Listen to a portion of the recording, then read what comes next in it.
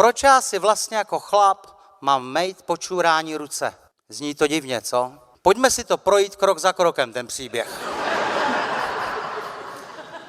Přijedeš k benzínce a potřebuješ na toaletu. Vystoupíš z auta a přijdeš ke dveřím, který vedou do chodbičky k těm toaletám. Na tu kliku ten den sáhly stovky, možná tisíce lidí. Na té klice sedí bakterie a viry všeho, co si umíš představit. Celá parta.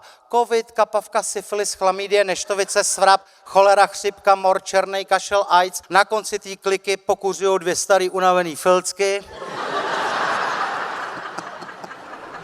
Já si je představuji jako partu mexických ilegálů, co čekají na parkovišti u Walmartu, jestli to ráno přijede americký farmář, naloží je na korbu svýho nákladáčku a ten den budou mít práci. A přesně to uděláš. Vezmeš za tu kliku a všechny naložíš na korbu svojí dodávky. Pak jdeš k pisoáru, uděláš, co potřebuješ a pak ho pořádně vyklepeš.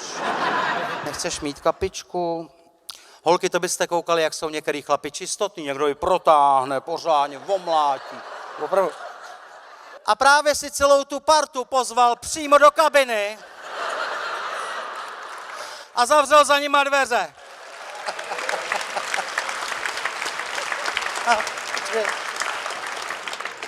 A pak si jdeš umýt ruce. Jestli by něco dávalo smysl, opláknout si šulina potom. Ale nikdy jsem neviděl chlapa u benzínky, který by opleskl na umyvadlo.